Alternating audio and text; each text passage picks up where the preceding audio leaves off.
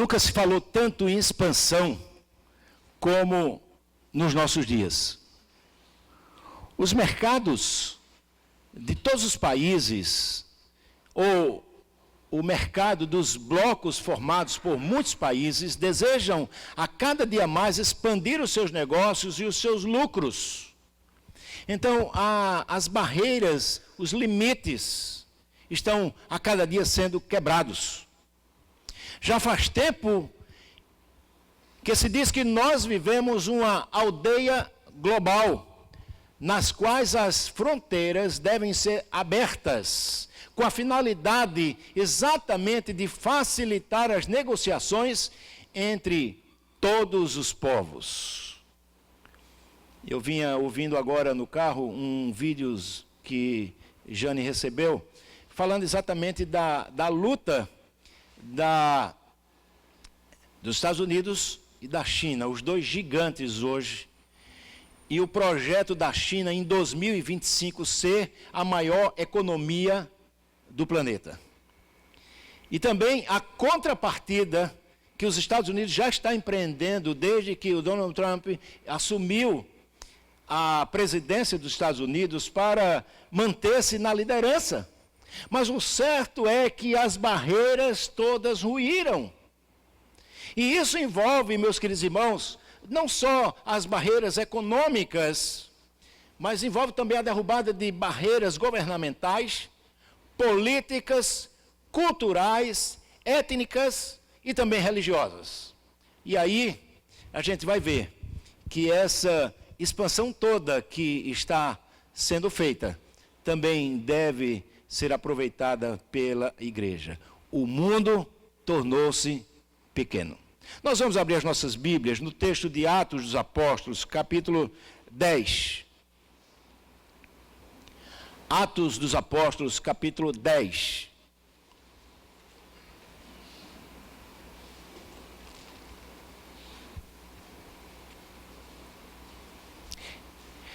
Nós vamos ler esse texto todo, mas vamos fazê-lo por partes. Primeiro, os versículos de 17 a 22. 17 a 22, que diz o seguinte: Enquanto Pedro estava perplexo sobre qual seria o significado da visão, eis que os homens enviados da parte de Cornélio, tendo perguntado pela casa de Simão, pararam junto à porta. E chamando, indagaram se estava ali hospedado Simão, por sobrenome Pedro. Enquanto meditava Pedro acerca da visão, disse-lhe o Espírito: estão aí dois homens que te procuram. Levanta-te, pois, desce e vai com eles, nada duvidando, porque eu os enviei. E descendo Pedro para junto dos homens, disse: a que me tendes? Sou eu quem buscais? A que viestes? Então disseram: o centurião Cornélio, homem reto e temente a Deus, e tendo bom testemunho de toda a nação judaica, foi instruído por um santo anjo para chamar-te à sua casa e ouvir as suas palavras. Vamos orar? Senhor Deus, como é maravilhoso estar na tua presença. Como é maravilhoso, Senhor, vivermos como comunidade cristã, nos alegrarmos com a chegada de mais um membro, como esta noite aconteceu, a Thalita sendo agregada ao rol de membros dessa igreja. Isso é muito bom, Senhor, nos deixa por demais alegres. Agora, quando a tua palavra foi lida, Senhor, nós te pedimos que o teu Santo Espírito ilumine as nossas mentes e corações. Eu sei, Senhor, que às vezes nós saímos de casa com expectativa. Nós queremos ouvir algumas coisas para nós mesmos, Senhor. Mas, Senhor, nós queremos dizer para o Senhor aquilo que o Senhor já sabe. Nós queremos ouvir a tua voz. Não meramente naquilo que nós queríamos ouvir, mas naquilo que nós precisamos ouvir, Senhor, para nos fortalecermos na fé, para vivermos exclusivamente para a honra e glória do Senhor. Assim oramos, em nome de Jesus. Amém. Meus queridos irmãos, a semana passada nós trabalhamos o texto de Atos 10, que vai do versículo 1 até o versículo 16, no qual nós tivemos duas cenas distintas que nos relatam duas visões. Uma que aconteceu com o centurião Cornélio e a outra visão que aconteceu com Pedro. Na verdade, Pedro estava sendo preparado para o ministério entre os gentios. E essa preparação que Pedro estava recebendo, ela envolvia a quebra de alguns paradigmas, de alguns preconceitos comuns à cultura hebraica, que agregaram agora inovações advindas principalmente do período chamado interbíblico, no qual houve um silêncio do Senhor Deus em relação à revelação. 400 anos de silêncio. No passado das nossas Bíblias, elas, quando migrávamos do Antigo Testamento para o Novo Testamento, tinham 4 páginas em branco. Hoje não se tem mais, eu acho que foi para poupar, para ser menos caro. E significava exatamente os 400 anos de silêncio. O Senhor não levantou profeta algum. O Senhor não falou por profetas durante aqueles 400 anos. E nesse período, então, surgiram muitas inovações dentro do judaísmo, neste período chamado interbíblico. Interessante verificarmos que essa preparação de Pedro abrange desde o convívio inicial dele, Pedro, com os judeus helenistas, que eram uma categoria de judeus que, conquanto não houvessem nascido em Israel, tivessem nascido em outros países, em outras regiões, eles eram de origem judaica, eles tinham o sangue judaico.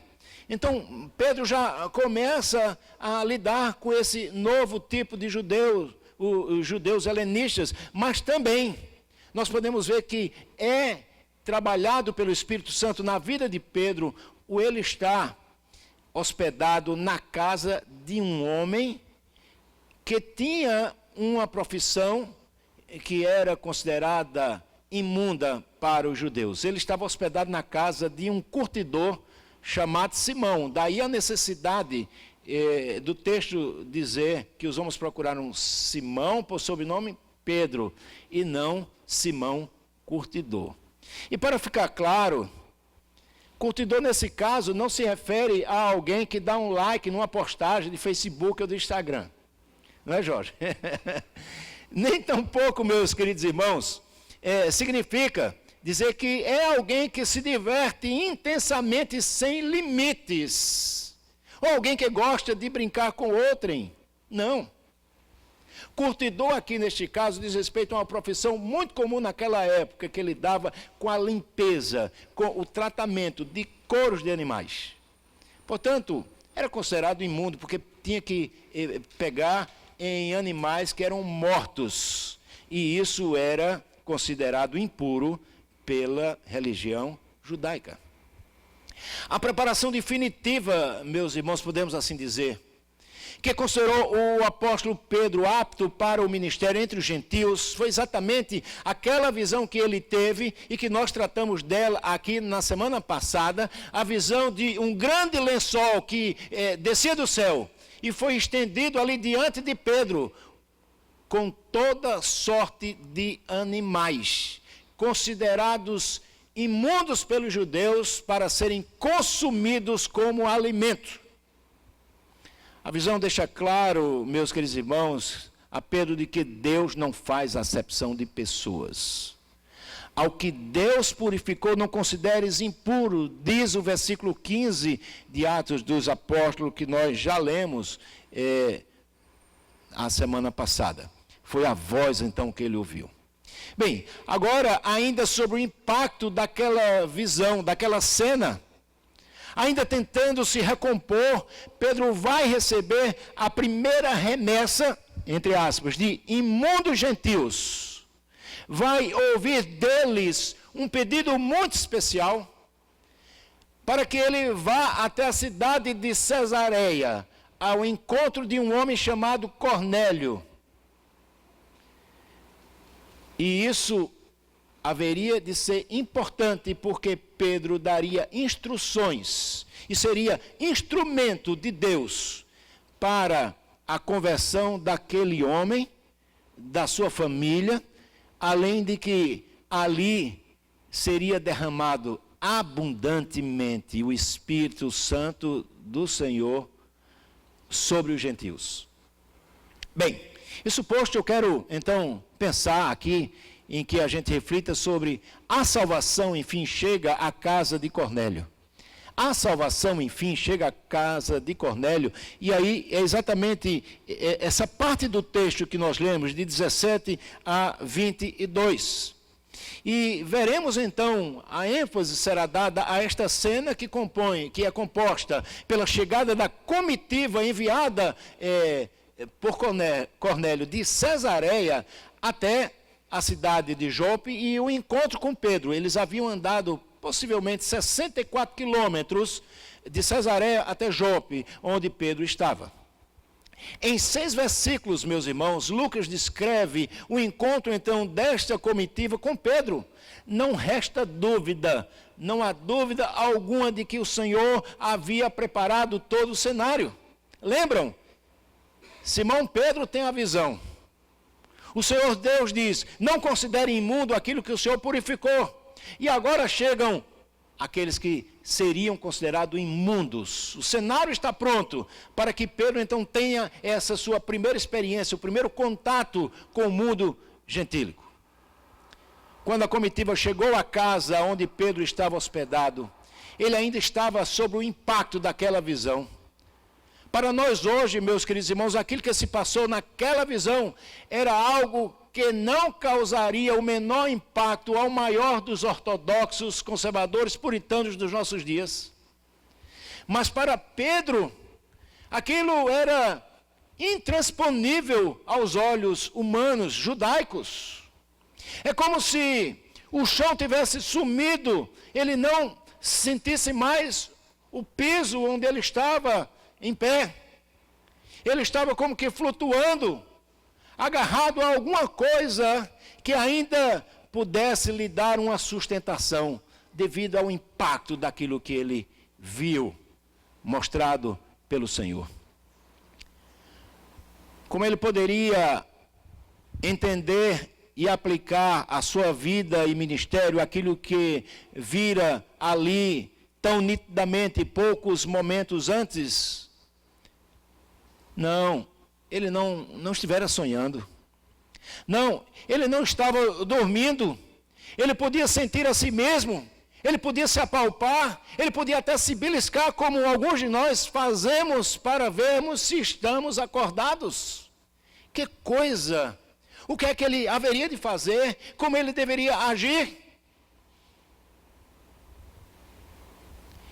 Em meio a esse turbilhão de perguntas, que por certo surgiram na mente de Pedro, a resposta não tarda a chegar, mas ela chega na hora certa, no lugar certo. A resposta então bate à porta da casa onde Pedro estava hospedado. A resposta deveria ser dada em etapas. E eu aqui elenquei pelo menos 4 etapas. A primeira delas, a resposta se daria através da comitiva formada por 2 funcionários e um soldado. Não confunda aqui com um soldado e um cabo, para fechar absolutamente nada, tá bom? Eram funcionários de Cornélio, que foram enviados, e um soldado da guarda dele. Ele era um homem que liderava 100 soldados romanos, uma centúria. Por isso ele era chamado de centurião. E então ele recebe essa comitiva, o primeiro passo. Segundo passo, aquela comitiva trazia um recado de Cornélio, do centurião, que, como nós já falamos a semana passada, também ele havia tido uma visão, e nesta visão o Senhor mandava que ele procurasse a Pedro. mandasse alguém até Jope e contasse a Pedro, levasse Pedro lá, convidasse a Pedro para ir lá. Então esse seria o segundo passo. O terceiro passo, Pedro deveria atender e ser instrumento de Deus para a salvação de gentios. Ele não poderia recusar aquela missão. E ele não recusa. E quarto, eles receberiam o Espírito Santo, assim como aconteceu em Pentecostes, na cidade de Jerusalém. Meus queridos irmãos, Atos é um livro narrativo. Nós não podemos querer que tudo o que aconteceu em Atos se repita aqui. A semelhança do que eu falei de manhã. Você não pode selecionar uma parte do texto, dar um Ctrl+C no computador, aquele comando de cópia, e depois Ctrl+V, colar aquilo. Então, nós não podemos ter isso também nos nossos dias. Cuidado, porque o Pentecostes gentílico aqui descrito não faz parte de forma alguma da chamada Ordem Salutis, ou seja, da ordem da salvação, mas faz parte da história da salvação, e nós veremos isso aqui um pouco mais adiante. Então observe, meus irmãos, que enquanto aqueles homens se identificavam e procuravam por um homem chamado Simão, que tinha por sobrenome Pedro, o Espírito Santo, o executivo divino, ele comunica oficialmente a Pedro que as respostas que ele teria a respeito da sua visão, elas estavam na sala, estavam esperando por ele. E ele então deveria descer do eirado onde ele estava e deveria procurar aqueles homens. Versículos 19 e 20, 19 a parte B, veja o que aqui o Espírito diz a eles. Estão aí dois homens que te procuram. Levanta-te, pois, desce e vai com eles, nada duvidando, porque eu os enviei. Então, era clara a mensagem que ele havia recebido. Então, quando o Espírito Santo tira os homens, tira os temores, melhor dizendo, de Pedro, dizendo-lhes que Deus enviou 3 homens a ele, o significado da visão fica claro para o apóstolo. O próprio Deus lhe assegura que aquilo que ele declarou limpo, Pedro não deve chamar de imundo. E isso vai acontecer, irmãos, de forma maravilhosa. Deus no controle, Deus deseja que Pedro se associe àqueles gentios imundos. E eles, por sua vez, irão lhe fazer um relato acerca do anjo de Deus que visitara Cornélio. Essa é a confirmação que Pedro recebe. Isso é saber o que Deus está interpretando a visão para Pedro em termos relacionados com o ministério que ele haveria de desempenhar. Então, o próprio Espírito vai interpretar a visão de Pedro, e isso é muito maravilhoso. Então, obediente, Pedro desce do local em que estava, o eirado da casa, que era um local reservado, onde ele foi fazer a oração que nós vimos aqui, a oração das 3 horas da tarde. Mas então ele desce e vai ao encontro da comitiva. Ele se apresenta como aquele que os homens estavam procurando, ao mesmo tempo em que faz uma série de perguntas e obtém destes homens a resposta que ele não aceitaria de forma alguma se Deus não tivesse falado diretamente com ele. Ele não aceitaria como judeu aquele contato se de fato o Senhor Deus não estivesse por trás de todos aqueles eventos. Existia um gentio na cidade de Cesareia, disseram aqueles homens, um centurião chamado Cornélio, que conquanto fosse um homem gentil, era um homem reto, era um homem temente a Deus, que com o seu procedimento todos, inclusive judeus, davam bom testemunho dele. Mas é óbvio que se na vida de Cornélio se parasse ali, sendo um homem reto, temente a Deus, que fizesse boas obras, e ele não tivesse um encontro real com o Senhor Jesus Cristo, ele continuaria morto nos seus delitos e pecados, e ele seria então lançado no inferno, mas não foi isso que aconteceu. Então, aqueles homens falam exatamente de Cornélio, que havia sido instruído por um anjo para que chamasse a Pedro, e que este lhe falaria a todos da sua casa sobre as coisas do Evangelho. E aqui eu chamo a sua atenção, meus irmãos, e a outros também, para o fato de que tem gente aí dizendo que tem se convertido por ter revelações. Há muito isso no mundo de missões, principalmente nos países, por exemplo, mais difíceis, onde há perseguição de cristãos. Alguns ficam dizendo que se converteram através de uma visão que um anjo veio e anunciou o Evangelho. Isso não é verdade. Isso não pode acontecer, ou a palavra de Deus está equivocada. Porque você observa que o anjo falou a Cornélio e disse a ele que ele deveria chamar a Pedro. Pedro então faz aquela viagem de cerca de 64 quilômetros para anunciar o Evangelho. Os anjos não poderiam fazer isso? Poderiam, mas não fizeram. Porque ordinariamente o Senhor age através dessas causas secundárias. A fé vem pelo ouvir, e ouvir a palavra de Deus. Vejamos agora o segundo ponto dessa mensagem, que tem por título A Salvação, enfim, chega à casa de Cornélio. Nós iremos ver a proclamação da poderosa mensagem do Evangelho na casa de Cornélio. E para isso, eu gostaria que nós lêssemos os versículos de 23 até o 43. Deixe-me só beber um pouquinho d'água aqui, 1 minuto só.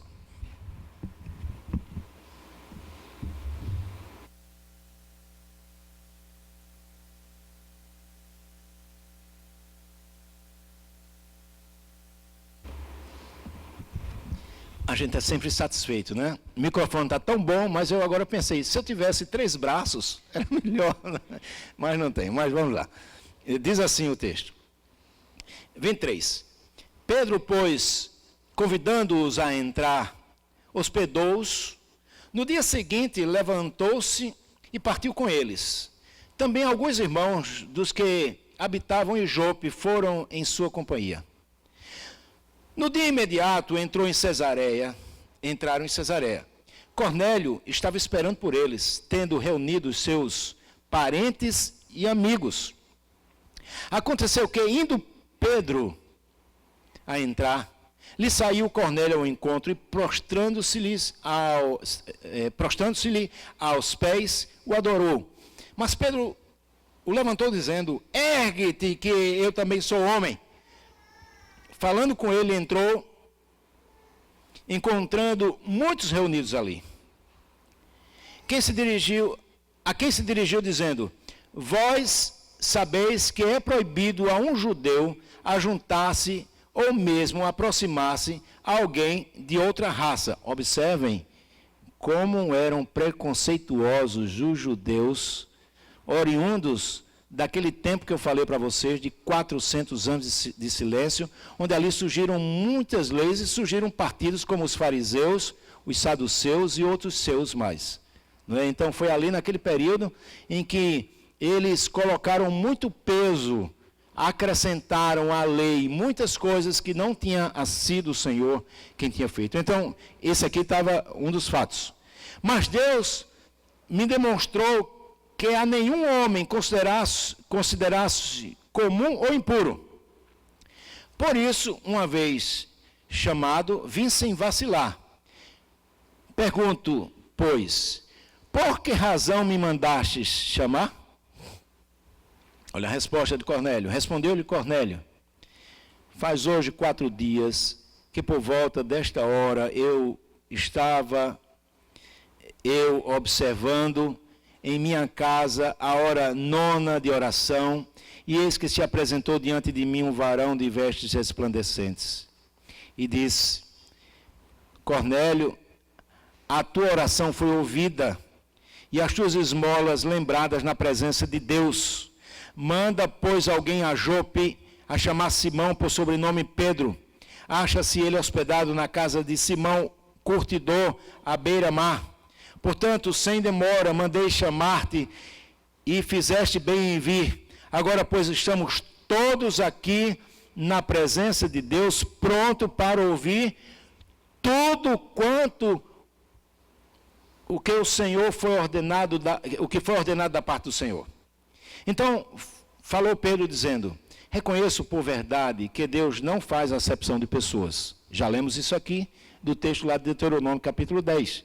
Pelo contrário, em qualquer nação, aquele que teme e faz o que é justo, lhe é aceitável. Esta é a palavra que Deus enviou aos filhos de Israel, anunciando-lhes o evangelho da paz por meio de Jesus Cristo. Este é o Senhor de todos. Vós conheceis a palavra que se divulgou por toda a Judeia, tendo começado desde a Galiléia, depois do batismo que João pregou. Como Deus ungiu a Jesus de Nazaré com o Espírito Santo e com poder, e o qual andou por toda parte, fazendo bem e curando todos os oprimidos do diabo, porque Deus era com ele. E nós somos testemunhas de tudo o que ele fez na terra dos judeus e em Jerusalém, ao qual também tiraram a vida, pendurando-o no madeiro. A este ressuscitou Deus ao terceiro dia e concedeu que fosse manifesto, não a todo o povo, mas às testemunhas que foram anteriormente escolhidas por Deus, isto é, a nós que comemos e bebemos com ele, e depois que ressurgiu dentre os mortos. E os mandou pregar ao povo e testificar que ele é quem foi constituído por Deus, juiz de vivos e de mortos. Dele, todos os profetas dão testemunho de que por meio de seu nome, todo aquele que nele crê recebe remissão de pecados. Observe, meus irmãos, que a segunda cena destes textos que nós estamos lendo, são 20 versículos, na verdade, que descreverão a viagem de Pedro até a casa de Cornélio, ao encontro com Cornélio, e Pedro ouviu atentamente a explicação de Cornélio do que se sucedeu, e Cornélio e todo o povo ouviu atentamente a explicação dada pelo apóstolo Paulo a respeito de Jesus Cristo, quando Pedro anunciou o evangelho a todo aquele povo. Este, ao meu ver, meus queridos irmãos, é aquilo que é chamado do ápice ou clímax do discurso. Pois claramente Pedro vai expor o evangelho e ele vai fazer isso com muita fidelidade. E é interessante que toda a plateia, toda a assistência ouve atentamente, e os eleitos de Deus são, por fim, chamados eficazmente ao arrependimento, sendo salvos pelo poder do sacrifício de Jesus Cristo, aqueles que haviam sido eleitos antes da fundação e que haviam sido tocados pelo Espírito Santo.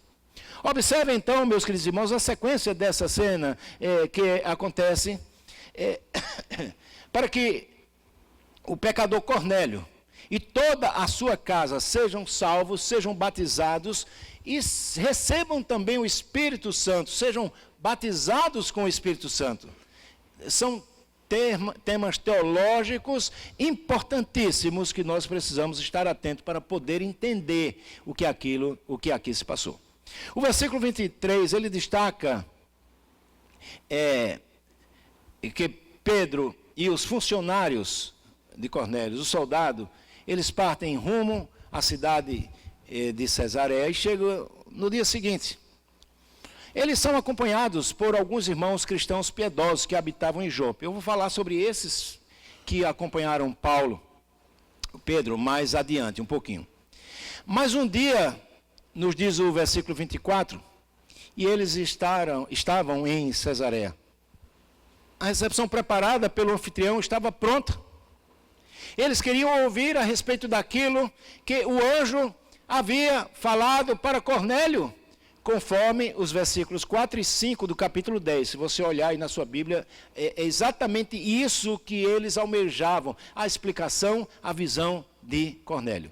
Observe que Lucas faz questão de registrar que Cornélio estava esperando por eles, tendo reunido seus parentes e amigos íntimos. Então, ele era um homem, de fato, muito influente.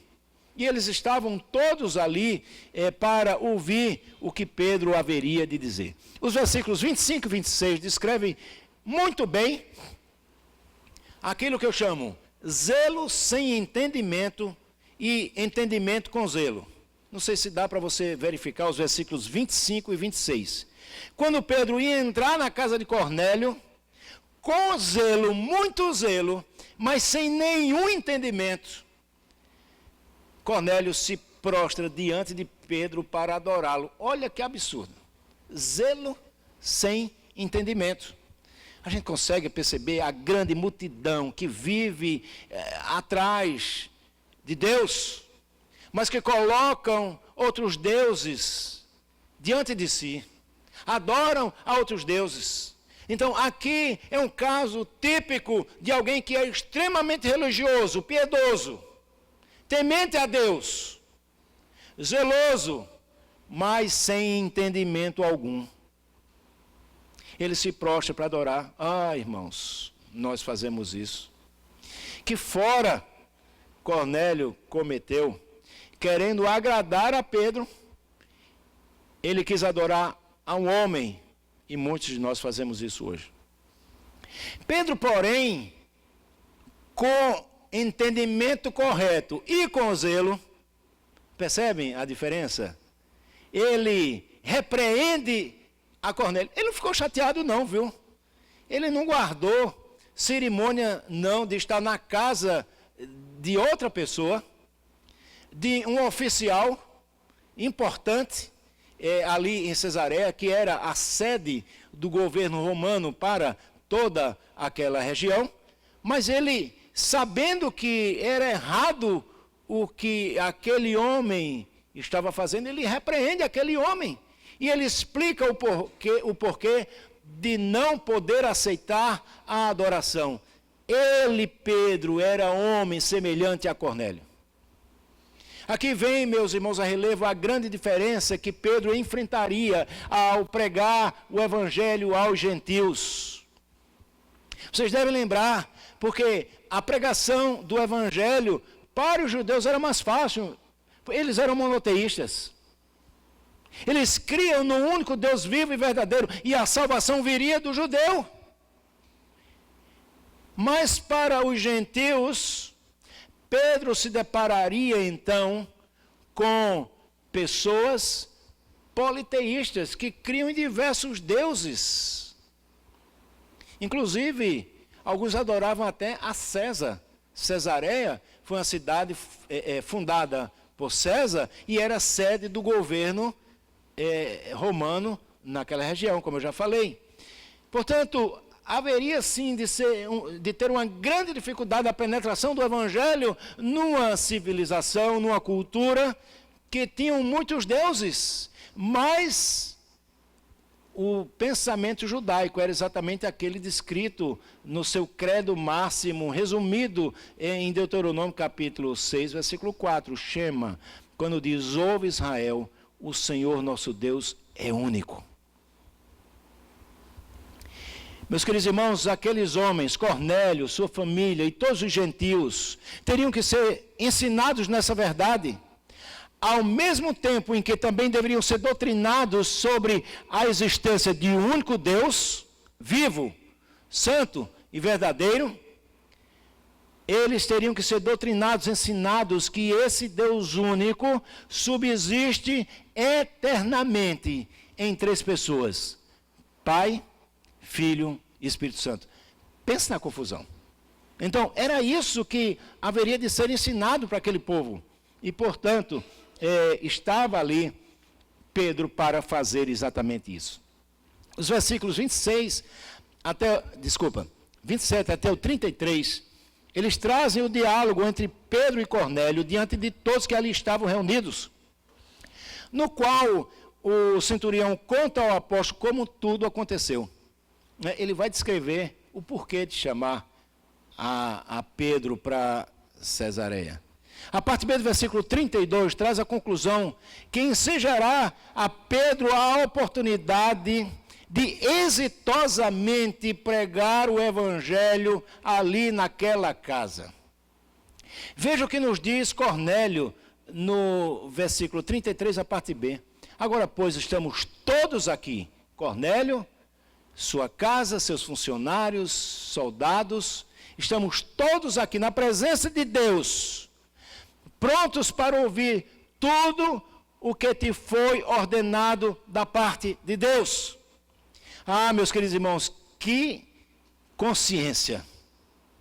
Às vezes nós saímos da nossa casa, já crentes, queremos vir à igreja, querendo ouvir aquilo que nos satisfaz. Aconteceu a história que nos Estados Unidos uma certa igreja estava em declínio e fez uma pesquisa.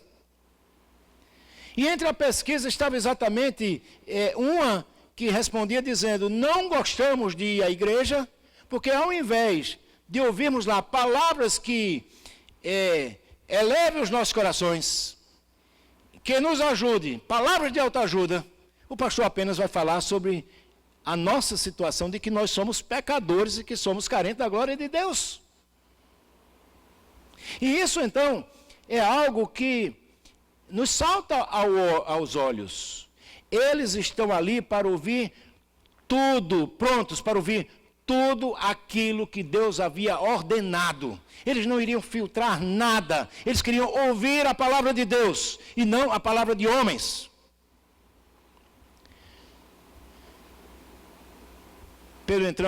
Pedro então vai pregar o seu primeiro sermão para um público massivamente, se não exclusivamente. Se a gente tirar aqueles 6 homens que acompanhavam a comitiva, ele iria pregar para um auditório formado por gentios.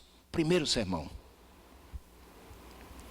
Como sempre, Pedro será bem objetivo, ele será sucinto, ele será bíblico, ele será trinitário e cristológico. Observe comigo algumas características deste sermão que eu fiz a anotação aqui para vocês. Em primeiro lugar, a introdução de Pedro. Pedro usa como preâmbulo, como introdução do seu sermão, o que acabara de aprender com a visão que tivera 2 dias antes, conforme descrito em Atos 10, de 9 a 16. Ele apresenta, então, a grande conclusão. Versículos 10, 34, veja aí. Deus não faz acepção de pessoas. Então, ele usa exatamente esse texto para introduzir o seu sermão, para começar o seu sermão, para falar sobre aquilo que ele desejava, que Deus havia colocado no seu coração. Elucidação. Pedro explica, ele contextualiza o que vai dizer na argumentação do seu sermão. Ele não começa a falar do nada, mas ele vai explicar todo o contexto. Ele então apresenta a chamada universalidade do plano divino, tomando por empréstimo o texto de Deuteronômio, capítulo 10, versículo 17. E é claro, baseado nas promessas feitas a ninguém mais, ninguém menos do que o patriarca Abraão, em pelo menos 3 momentos. Gênesis capítulo 12, versículo 3, Gênesis 18, 18 e Gênesis 22, 18. Você não vai conseguir ler agora, mas depois você pode conferir isso em casa, já que tem um vídeo. Nesses textos, nós vamos encontrar Deus fazendo uma promessa a Abraão e dizendo que nele, em Abraão, seriam benditas todas as nações da terra. E isso, então, é uma contextualização com tudo aquilo que ele vai falar agora. Observe a argumentação dele. No que tange a sua argumentação, Pedro apresenta aos seus ouvintes o evangelho de forma fiel, de forma consistente e no poder do Espírito Santo. E ele vai apresentar, meus queridos irmãos, um sermão trinitário, citando, como podemos ver, Deus Pai. Ele vai citar Deus Pai nos versículos 34, no versículo 36 e no 38 como sendo soberano. Ele vai citar no versículo 40 Deus Pai como o autor da ressurreição de Cristo, do Filho da segunda pessoa da Trindade. No versículo 41, Pedro vai citar Deus Pai como sendo o autor da eleição. E ainda no versículo 42, ele vai citar Deus Pai como sendo o juiz, magistrado. Portanto, ele aponta sim para a figura de Deus Pai. Mas observe que ele também vai falar sobre Deus Filho, e ele vai falar muito mais. Versículo 36, ele vai falar de Deus o Filho como sendo enviado de Deus Pai. Versículo 37, ele vai falar de Deus Filho como sendo o ungido de Deus. Versículo 39, ele vai falar de Deus Filho como quem foi morto. No versículo 40, ele vai falar como quem ressuscitou dentre os mortos, não ficou preso na sepultura. Versículo 42, ele vai falar de Deus Filho como quem comissionou a sua igreja para anunciar o Evangelho.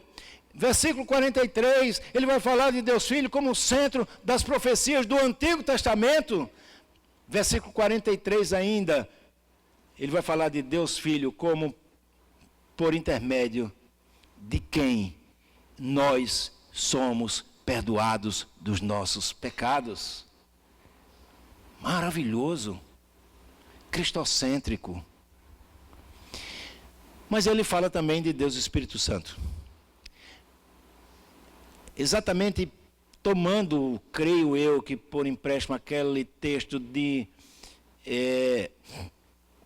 Isaías 61, de 1 a 3, no qual Jesus Cristo também lê na sinagoga, depois de haver sido batizado, ele vai à sinagoga, sendo ele rabi, ele é convidado pelo dirigente, pelo presidente da sinagoga, para ler o texto sagrado, era o texto do dia.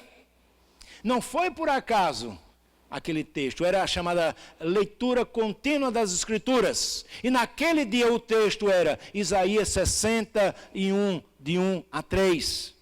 O Senhor Jesus, então, confirma isso, essa profecia foi cabalmente cumprida, quando em Lucas 4, 18 e 19, e depois de ler aquele texto dizendo, o Espírito do seu Deus está sobre mim, pelo qual me ungiu para pregar boas novas aos quebrantados, ele vai dizer, hoje cumpriu-se as Escrituras. Então, ele fala a respeito do Espírito Santo, que ungiu a Jesus Cristo para a sua missão.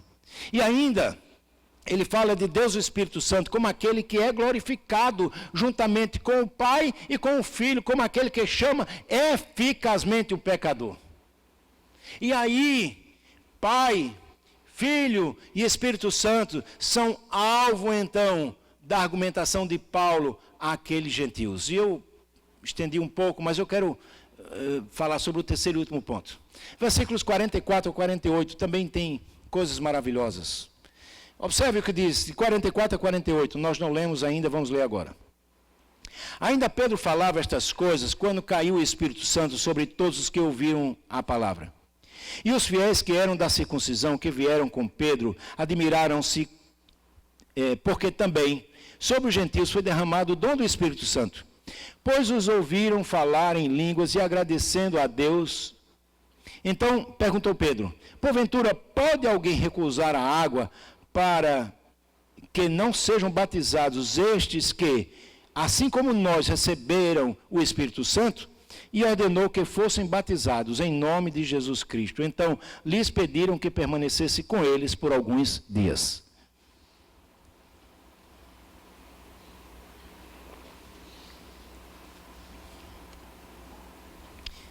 Queridos, eu sei que a hora está um pouquinho avançada, mas eu quero terminar esse texto. Eu preciso.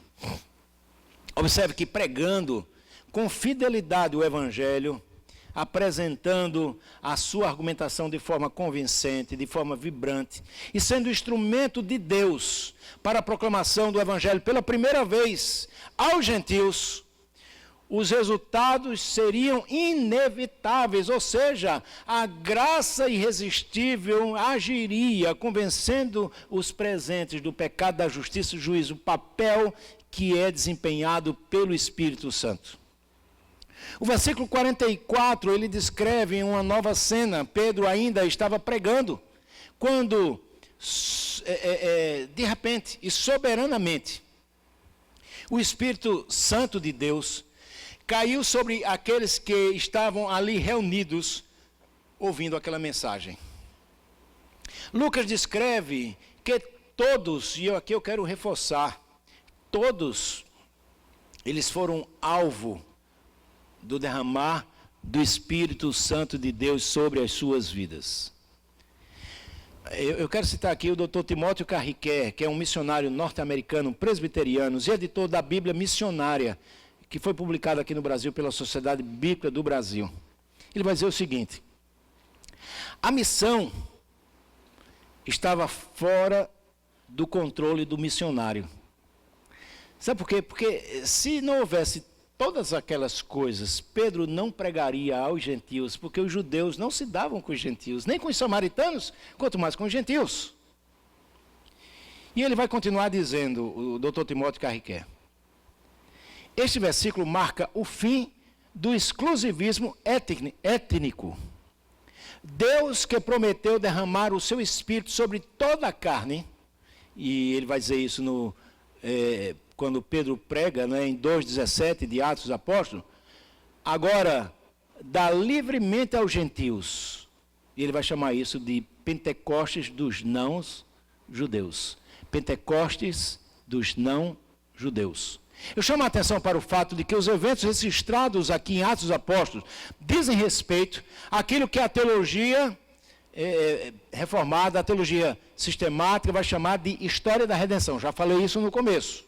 Não podendo ser interpretado como um elemento da ordem de salvação. Ou seja, aquilo que aconteceu aqui, desse derramar poderoso do Espírito Santo e do falar em línguas, isso foi algo pontual, histórico. Tanto é que o tempo verbal na língua grega é um tempo que nós não conhecemos muito bem, mas ele pressupõe uma ação pontilhar que tem os seus desdobramentos, mas ele é um ponto. E é exatamente isso que, com esse tempo verbal, que é narrado esse texto. Ou seja, é um tempo verbal chamado aoristo. E que aqueles haveriam de receber, mas isso não seria uma praxe para todos os demais em termos dessa manifestação, porque a partir de então, as pessoas receberão ao Espírito no momento em que elas creem. Em outras palavras, os eventos descritos em Atos dos Apóstolos e que dizem respeito ao derramamento do Espírito Santo devem ser entendidos à luz de Atos, capítulo 1, versículo 8. Lembra o que diz lá? Mas recebereis poder ao descer sobre vós o Espírito Santo, ser-me-eis testemunhas tanto em Jerusalém, Judeia, Samaria e até aos confins da terra. E era exatamente o cumprimento da profecia dada por Joel, conforme descrito em Joel capítulo 12, versículos 28 e 29. Observe comigo que Lucas relata que o Espírito Santo foi derramado em 4 ocasiões, e ele vai citar aqui. Eu vou citar para vocês, melhor dizendo. A primeira delas é o chamado Pentecostes judeu, que foi os versículos 1 a 4 do capítulo 2. Segundo, Pentecostes de Samaria, a primeira cidade não judia onde teve o evento, Atos capítulo 8, versículo de 15 a 17. Nós já vimos isso aqui. 3, o Pentecostes no ministério e na vida de Paulo. Paulo, quando estava na casa de Ananias, sendo tratado, e foi pregado a ele, foi explicado a ele o evangelho, ele é convertido, ele não resiste. Paulo, então, também tem um Pentecostes ali próprio, e ele também vai protagonizar, humanamente falando, isso depois na cidade de Éfeso, um pouquinho mais adiante, no capítulo 18. E aqui agora nós vamos ver o Pentecostes dos gentios, 10:44. Então, são esses 4 momentos apenas em que se fala sobre esse derramar em profusão do Espírito Santo de Deus. No primeiro momento que lemos esse texto, pelo menos eu fiquei pensando, qual seria então a necessidade de seguir com o apóstolo Paulo naquela viagem, alguns judeus, cristãos, piedosos, chamados de fiéis da circuncisão, pelo texto. A explicação encontra-se exatamente nos versículos 45 e 46. Observe aí. Eles seriam testemunhas dos acontecimentos, e caso houvesse alguma necessidade de explicações aos irmãos de Jerusalém, da igreja de Jerusalém, eles poderiam então depor favoravelmente à ação de Pedro, pois eles foram testemunhas oculares e auriculares de tudo aquilo que havia acontecido na casa de Cornélio. Então, nada foi por acaso. Pedro então levanta um questionamento importante. Aqueles homens que representavam os judeus, eles poderiam recusar batizar aqueles que eles acabaram de presenciar, que eles ouviram o Evangelho e foram cheios do Espírito Santo. Por acaso eles poderiam dizer que não deveriam batizar aqueles homens? Pedro foi esperto. Então eu chamo a sua atenção para o fato de que por trás está ainda no seu nascedouro. Nós precisamos entender isso. A igreja primitiva, que tinha como prática batizar os convertidos imediatamente após as conversões. Isso era a prática da igreja primitiva. Não havia muito tempo para catecúmenos, até porque eles faziam isso muitas vezes nas suas viagens. E haviam perseguições, então não havia tempo para isso. Foi assim que aconteceu em Pentecostes de Jerusalém. Foi assim que aconteceu com Paulo, lá na Rua Direita, em Damasco. E foi assim que aconteceu também no Pentecostes dos gentios. Pedro considera suficiente para o batismo nas águas o testemunho do Espírito Santo de que as suas vidas foram alcançadas eficazmente pela mensagem do Evangelho, porque Pedro havia pregado a mensagem do Evangelho. Que essas pessoas estavam cheias do Espírito Santo e que, portanto, nada poderia impedi-las de serem batizadas, e foi o que aconteceu. Mas algumas perguntas ainda surgem sobre a forma do batismo, se foi aspersão, se foi imersão. Essas perguntas podem sim ser levantadas, mas nós podemos ver que no texto isso não fica claro. O máximo que nós podemos fazer são as chamadas inferências. Neste caso, eu advogo conscientemente que a forma de batismo foi a aspersão, pois o número de convertidos era grande. E eles não tinham um rio ali próximo, eles estavam próximo do mar, mas eles não foram ao mar, foram batizados na casa de Cornélio. E naquela época não tinha essa perspectiva que nós podemos pensar de hoje. Ele tem uma piscina na sua casa, no quintal da sua casa. Portanto, a forma mais coerente é exatamente essa, até por conta do número de convertidos. Então, aponta sim para uma impossibilidade de imersão e uma possibilidade maior para a aspersão no contexto do texto. Ainda, também podemos inferir, mas não afirmar, porque o texto não afirma isso, que dentre todos os que formavam a casa de Cornélio, os seus filhos, os servos, os filhos dos servos, os soldados, os filhos dos soldados, etc., havia alguma criança que passaram a fazer parte da nova aliança.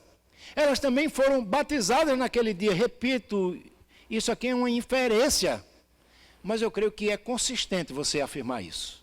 Não é inconsistente. Quanto aos batizados, o texto informa no versículo 44 que Pedro ordenou que os seus amigos, na verdade, fossem aqueles que iriam batizá-los.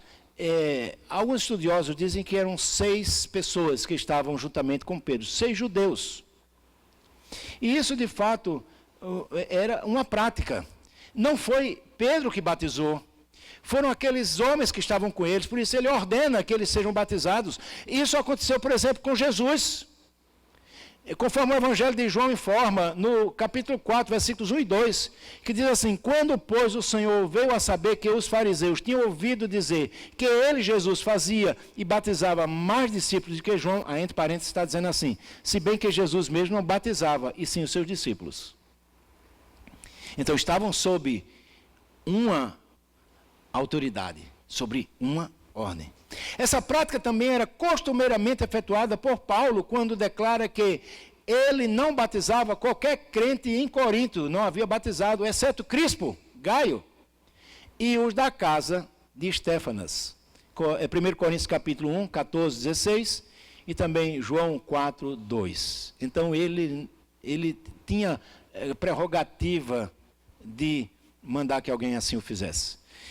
Caminhando para o fim, meus irmãos, o último detalhe que eu gostaria de fazer diz respeito à forma unitária em que os novos crentes foram batizados. Observe a parte A do versículo 48. Como diz lá, e ordenou que fossem batizados em nome de Jesus Cristo. Faço aqui duas observações. A primeira, a informação do versículo 48 não diz respeito ao rito batismal a que foram submetidos todos aqueles crentes, mas apenas de que seriam batizados por crerem em Jesus e em seu nome. A segunda coisa, uma dedução lógica da anterior diz respeito ao fato de que o cristianismo incipiente, ele dava grande atenção à proclamação da divindade de Cristo. E isso ficou conhecido como sendo o querigma da igreja.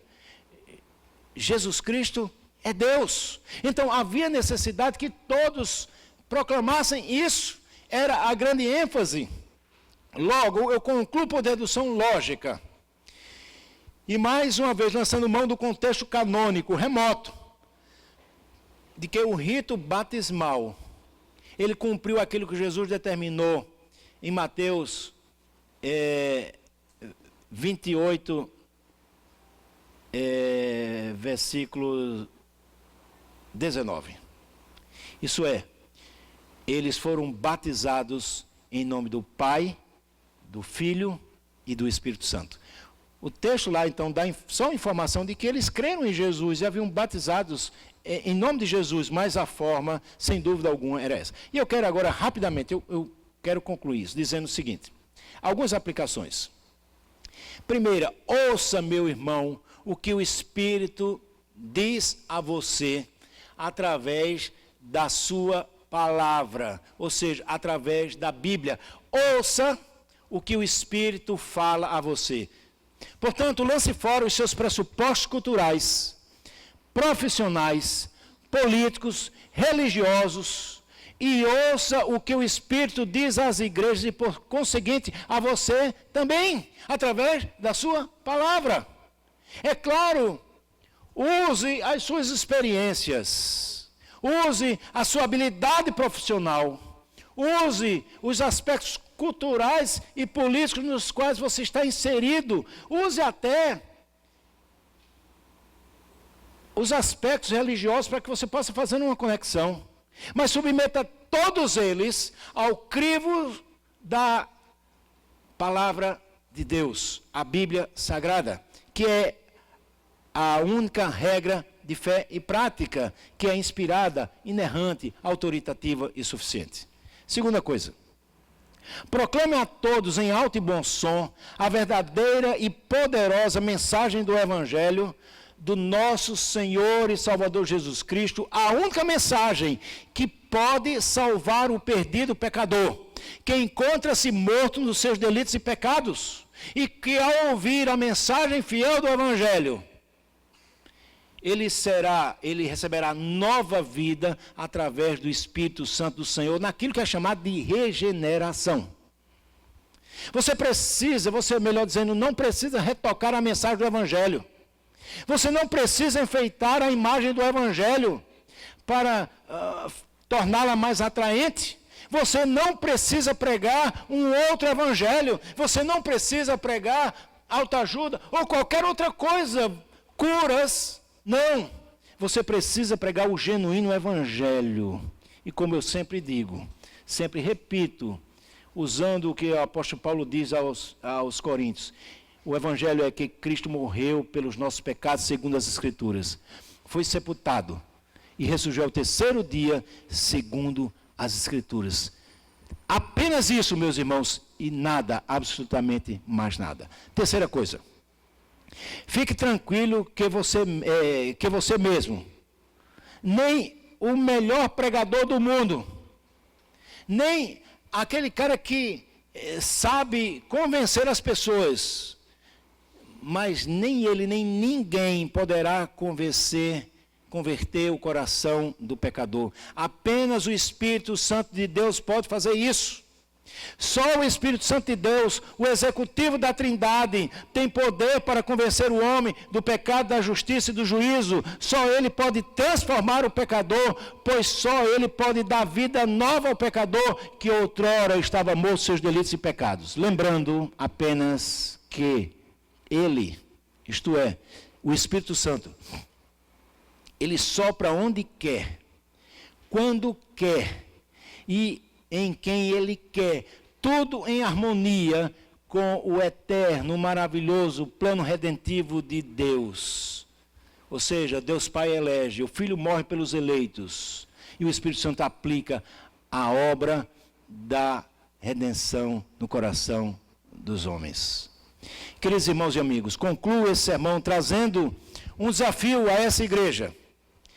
Desafio esse que envolve a consciência do chamado, ou seja, a nossa grande comissão. Proclamação do Evangelho em nossos dias com fidelidade, ou seja, o nosso compromisso com a verdade. E ainda a plena convicção de que o Espírito Santo de Deus agirá poderosamente de conformidade com a sua vontade, ou seja, ele chamará irresistivelmente os pecadores eleitos de Deus. Que Deus, portanto, nos abençoe. Amém.